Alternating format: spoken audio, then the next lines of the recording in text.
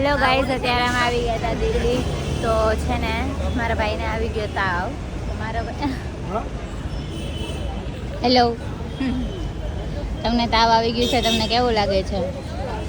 તાવ આવી ગયો છે ને એને બહુ સારું લાગે છે. એ બહુ ખુશ છે કારણ કે એને તાવ આવી ગયો છે. એ બહુ ખુશ છે. તમને દિલ્હી જોઈને કેવું લાગે છે?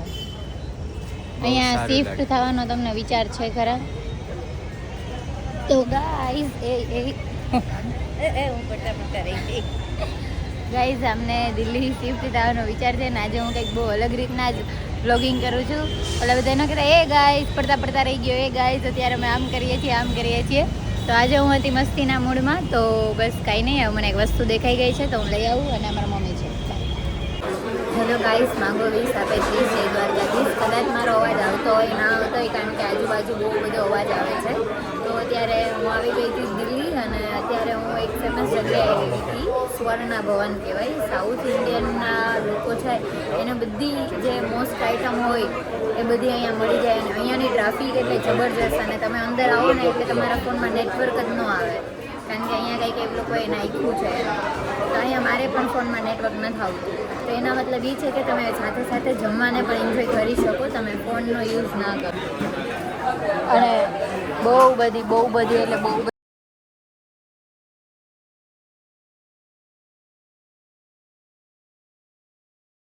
એન્ડ અહીંયા બહુ બધી ટ્રાફિક છે. અહીંયા તમારો વારો પણ ના આવે તમારે જો આમનું જમવું હોય.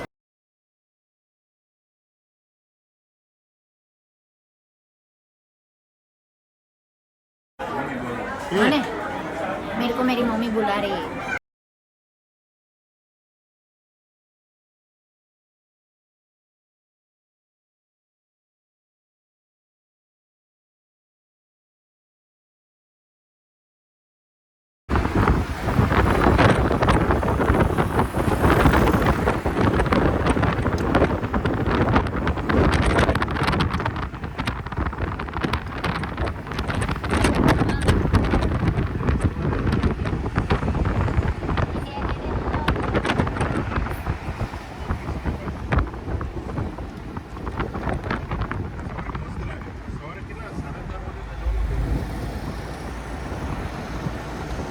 ચોર બજાર જવું હોય તો તરત 3 વાગે જાગવું પડશે.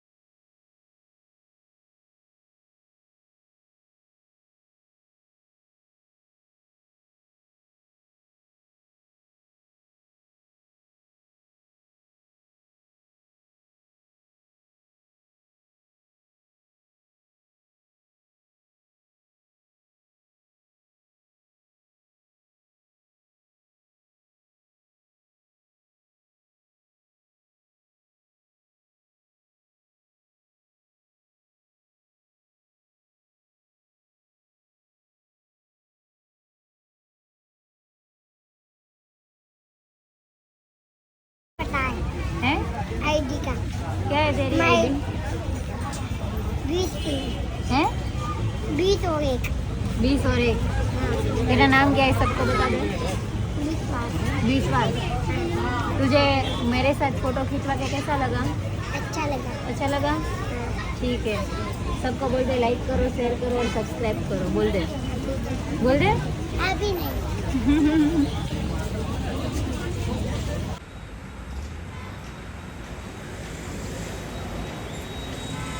દેખાતી જોઈ ને. હા,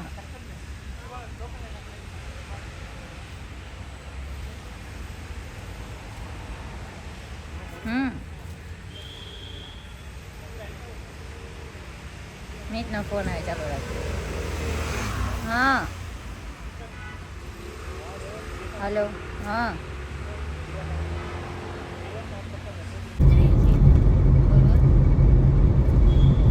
માંગો 20 આપે 30 જય દ્વારકાધીશ. કદે ચાલુ બોલ.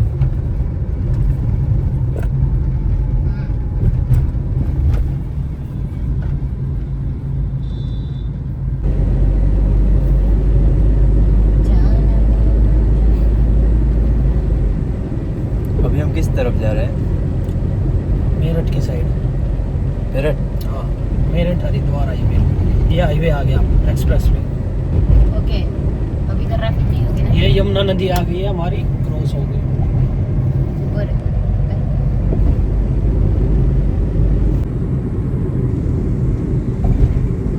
अक्षरधाम है वो हाँ जी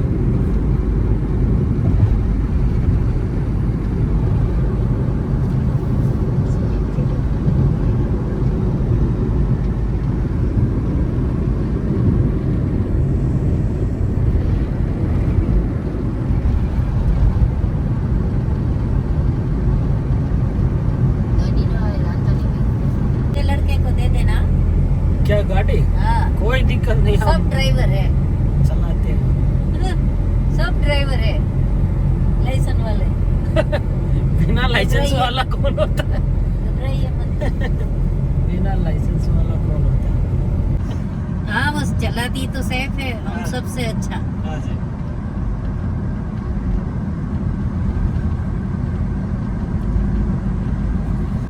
चलो अलग ए भाई अलग अलग है ભાઈ તો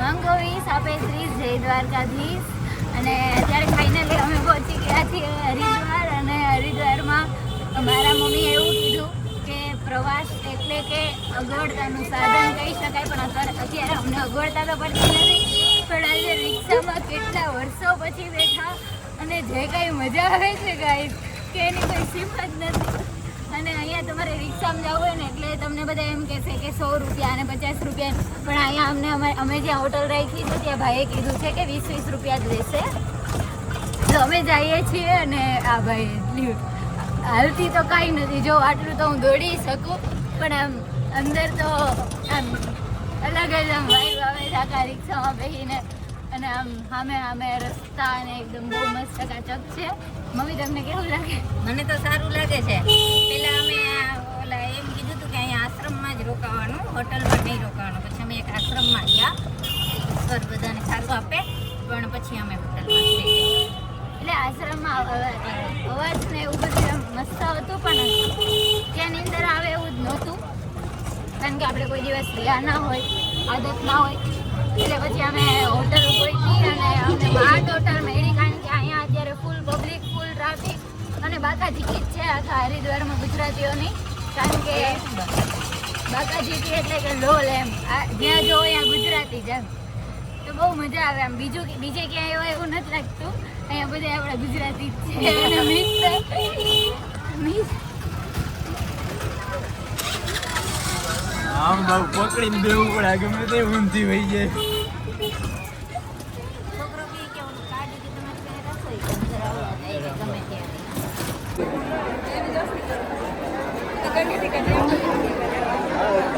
ભાઈ દુપારી લે કરો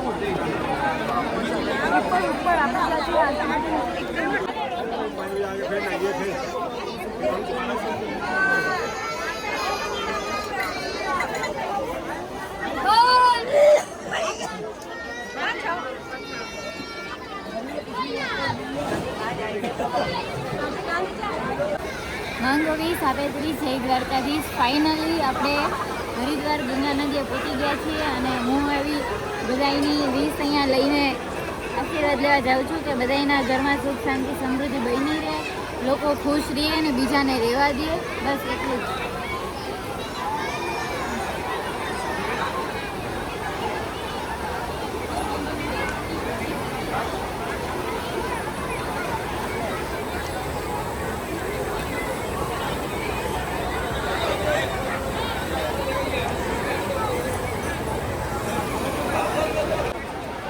મંગોવી સાપેત્રીસ જય દ્વારકાધીશ અત્યારે અમે અહીંયા ગંગા નદી ઉપર આવ્યા હતા અને અમે બધા લોકોને જોતા હતા અહીંયા ઊભા તો અત્યારે મેં એક સર્વે નોટિસ કર્યું ને તો એવું લાગ્યું કે બધા એવું વિચારે છે કે આપણે આમાંથી નાવાથી પાપ ધોવાઈ જાય હા સાચું હશે નાવાથી પાપ ધોવાઈ જાય પણ હું ક્યાંક ને ક્યાંક અત્યારે હું એવું માનું છું કે પાપ શું કામ કરવા જ જોઈએ કે આપણે ધોવા આવવા પડે